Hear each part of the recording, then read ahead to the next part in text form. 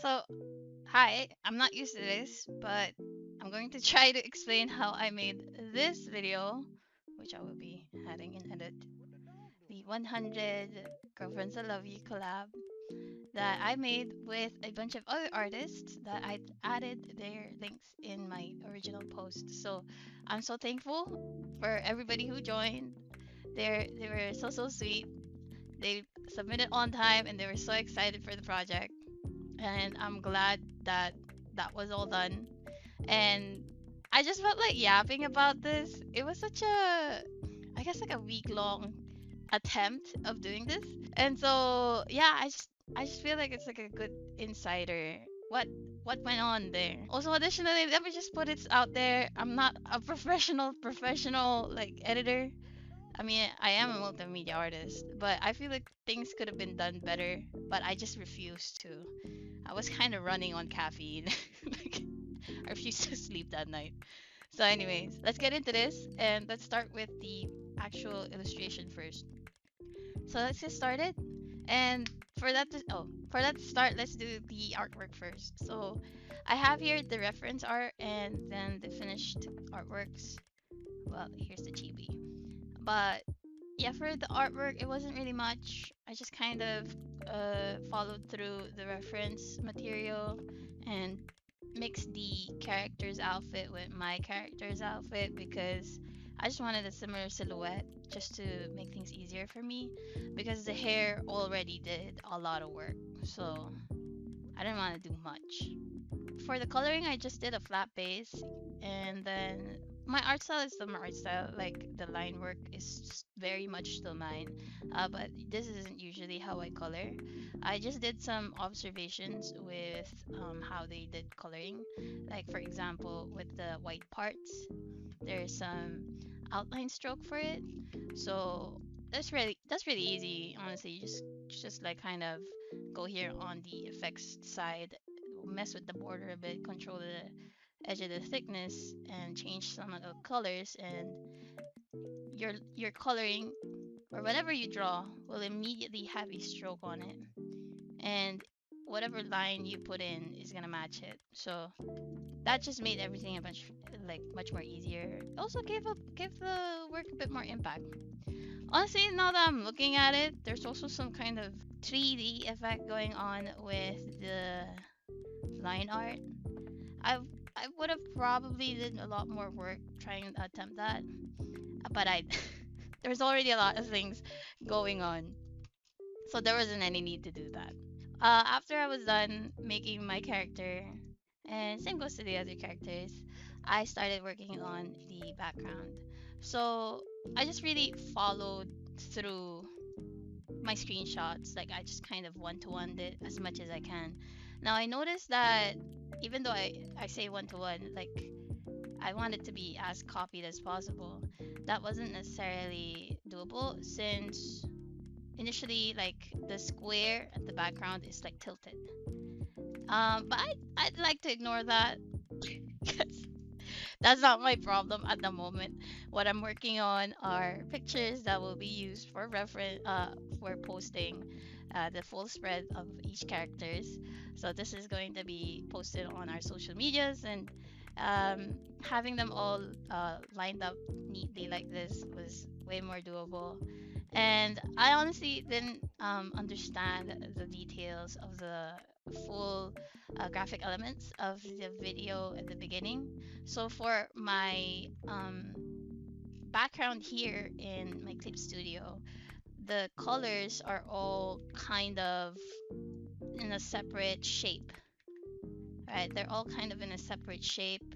They're all individually added as well as individually colored. Like, like I can mess with that, right?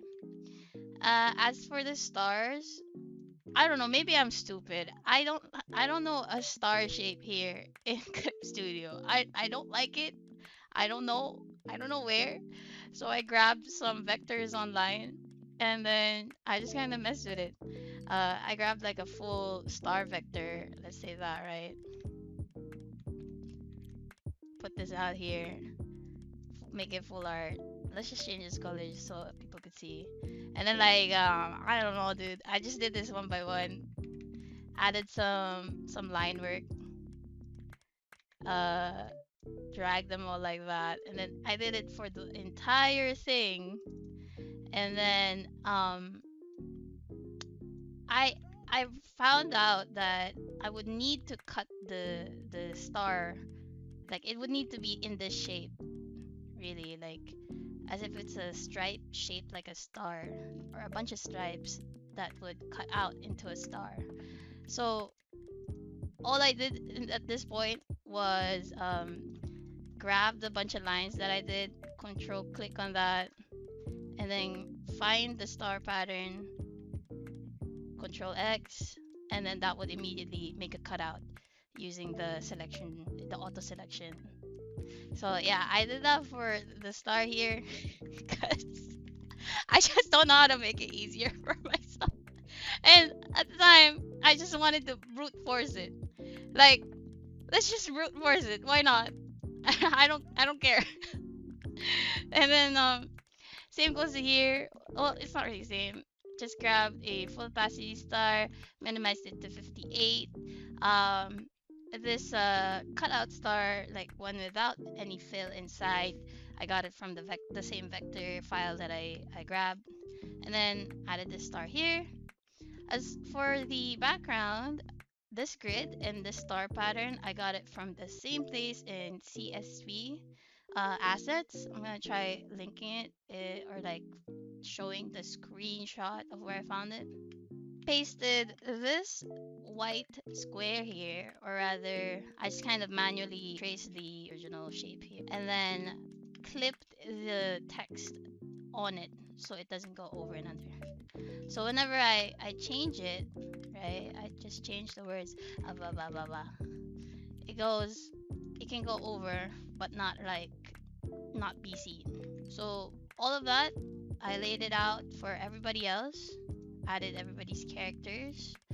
Let me just show them, right? So added a bit of haze then. Oops, Tagalog. uh, Added a bit of filter because why not? It just gives a bit more of that anime vibe, right? And then basically use this picture right here as a reference as I'm moving forward to the video, or like the animation. So this was not the hardest part, or sorry, yeah, I mean it wasn't that hard. But there's also another illustration that I did, that let me just go there. So I'm just gonna show you how I did the first part. So after I finished the rendering for all the MCs or all the characters, you merge it into one file, just kind of copy it multiple times and then make some adjustments. So I'm gonna show you specifically how. So after making the first file, I added a haze adjustment.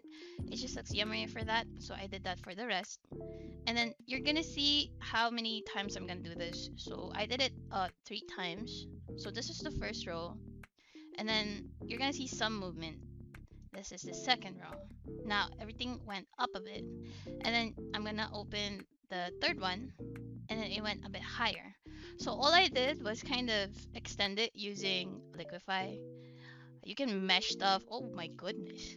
You can mesh stuff with Liquify as easy. You can make adjustments, kind of make your like a bit shorter or less bounce. I didn't want to animate it using Puppet Tool because I didn't want to overload whatever I was doing in After Effects. And Liquify was just the easier way to just do things. Like, all you really gotta do is just make the adjustments for each top like side of the character or something, right? I'm just doing this is a bit of a mess on how I'm doing it right now because I'm using the mouse. But just be light on the pressure. You can control the strength and the hardness here on the side, and that's just how it is. Just export the 3 images of each of it like bouncing slightly upwards, and then upload it in your After Effects. And then that's where we're going next. So I'm gonna show you everything that's the mess that's going on there. This might take really, really long because I'm very stupid and I'm very yappy. But anyways, I'll try to show you how I did the video. So let's start with the first part, which is the characters. So here we have the characters, and then from the 3 images that I exported, I just kind of made a pattern of how they're gonna show up. So it's gonna be A, B, C, B, a bit longer. These are both A's, so A is also a bit longer because I'm trying to make them rest. And then let's just redo it again. B, C, B, A. And it goes all the way up to 6 seconds. And it's gonna look like they're like doing a breathing, you know? They're just snapping. And I could have used Puppet Tool, but I didn't wanna. Liquify was way more easier. So that's what I did. Let's go back to the main file. And then next is I added the sparkles. So for the sparkles, I animated each sparkle. So I animated at least like 5 sparkles. You can see it from here. Like that's like an example of what it would look like. And then I added it everywhere. Well, I had 5. Like 5 different types of sparkle with a different type of speed. As you can see here, pre-comp 2, let's just call it 1. 1, 3, 4, 5, and 2, right? So I just spammed it all over here, and it looks so beautiful. And this is what it would look like. Yeah, it looks so pretty like that, right? Layered. Next is just adding a text. Put the glow. Add a little bit of glow, just so it's a bit more cutesy. And then 2 vectors, because why not? You know, it just looked a bit empty at the top. Next part is the big boy part. Yeah, I had something. Whew, big boy part. Let me explain. For this, let's just hide the characters for a moment. Alright, so this entire piece, let's just excuse me. So let's start with the background. For the background, these are just different other colors, right? It's just a solid fill color or a solid shape. And then these are the colors at the back of the characters. And now the reason why I did that is it's just way more easier to work around like this, or honestly this is the only way that I could think of it. And then you add a white box at the top, like a white solid fill at the top, where the opacity is lowered down to 63. Could even be 50.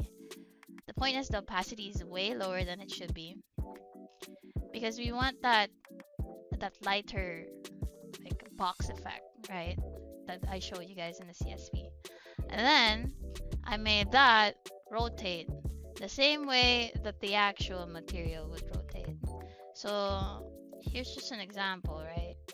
See, it slowly rotates towards like a counterclockwise. And I tried to follow that speed by adding a keyframe here, and then adding a keyframe towards the end. And then, oh, also, I just added it has no fill. It has no fill and a shoulder stroke to layer over the white square that I just made. That's important because the patterns go below the box. So what are the patterns? So the patterns are the grids. The grids and the stars. I layered the grids over a solid shape that I cut similarly, or like traced from the material source. I clipped it on top of that solid frame, right? And then I have every piece here rotating the same speed as the white opacity box right outside. I just kind of did the same for everything. See? Or rather, it was just one whole big thing that I just trimmed. That's because if you can see here, right, there's like another trim piece here. The box tilts, or this grid tilts. You see how it's leaning towards the right? Now it's leaning towards the left. Every character that shows up, it is kind of like left, right, left, right, left, right. So it wasn't like one whole big thing, and I could have, but I didn't wanna, because I wanted it as close as the original as possible.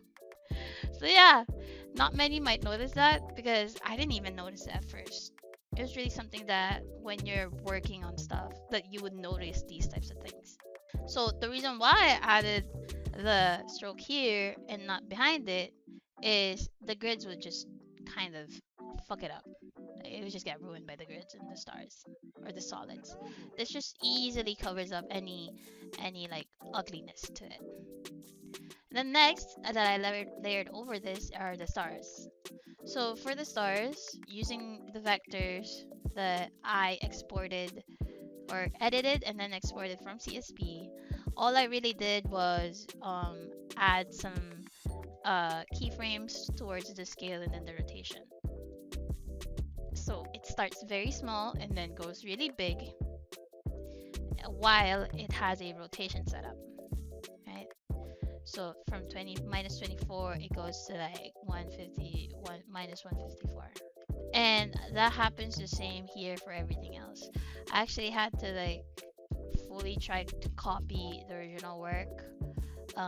Some of these are not really copy pasted, so to say. Like I could have just easily copy pasted the fact that I just made one star stripe and then put it here, right? Or something. But I really tried making it unique. See, like, just as an example of what I could have done or what I should have done. But yeah, I did the same for the stripe star, the full star, which is the small one, and then the small star or the full star, sorry, because this one's small. Oopsies. And that's the story of the stars, you know? That's the story of the stars. Next that I added are the characters. So the white shape. This also has the rotation, right? It also has the rotation. And it's because I want it to move the same way as the box. Because if it doesn't, then it's just gonna fuck everything up. And then added the name, to which you pin, or rather, you can't really pin it over here, I think. See? Because if you do that, the shape underneath it will disappear. So what I had to do is I copied this shape. Let me just... Should I do it? Yeah. Okay. Let me just show. See, now it's out of bounds, right? I copy the shape underneath it, paste it on top, and then yoink this up there. And now it's like clipped. It won't go through the box. That's how much it is.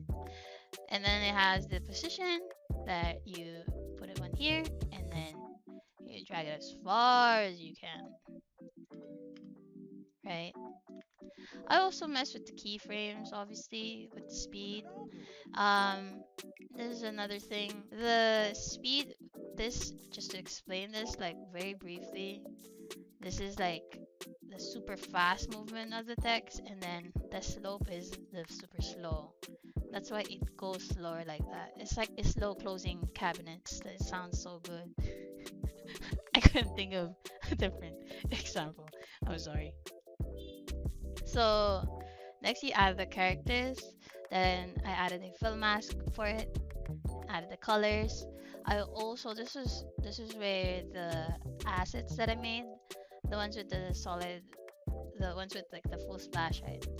This is where this is so handy because I could just I tool drop the ones that I already decided what color palette should look like. I could just keep doing that, you know. I have a reference basically. I don't have to think about it since I'm already making it. This is just kind of nothing burger, so just ignore the null. I don't know what happened there. Layer the character over it. And note that they have different speeds or different placements. See that? Like they're not they're not like moving the same way. You could see it much closer here in the speed graph because they're not supposed to, you know. The yellow is supposed to be coming from behind the character and then going in the front, right? So it just looks like, good. I don't know what to say. It looks good. Then you add your chibi, same way as you add your chibi. That's pretty much it.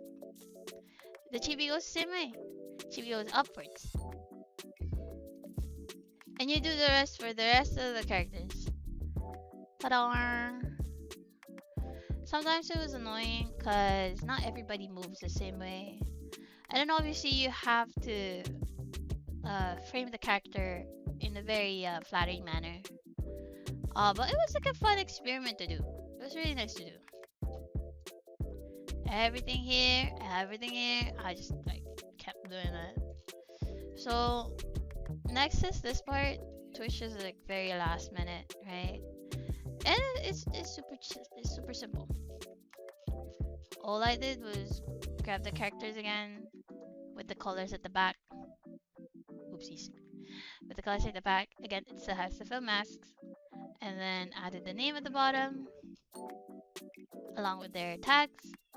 And then I made them similarly to how we animated the first part. I just kind of added 3 frames of it. The first and the third frames are the same. The second frame is just to rotate the characters in another direction from the first ones. So it's not much. And I do that continuously for the rest of the characters. It's really, really cute. Easy, simple, nice. And then, lastly, but not the leastly, is my character. I was also thinking of adding the chibi. I deleted it. Y'all didn't see it, but there was like a full staircase of Mochi chibi here. But I wanted my character's full art. Why not, right? So it operates the same way as the text, or how I did the characters from the beginning. But the difference is I added an opacity. So it's a 0 from here and then 100 from there. So the speed of how it moves, she looks like she's just kind of appearing out of nowhere. Along with the thank you for your participation sign. Added my line haze adjustment, and then added my text at the bottom with the same thing. Also, if it seems like, oh wow, how's she moving like blurred like that? All you gotta do is really turn this on. It changes a lot of things. Wait, let me show you guys. For example, let's use it on Hoshira, right? So these are all her moving parts. Look how much it changes. Like it's just smoother. It's not that obvious. I'm so sorry, but it just is. You just gotta trust. I don't know how to say it. And lastly, I layered over some sparkles. And then this is just the thank you banner at the end. Nothing much, just a bunch of texts.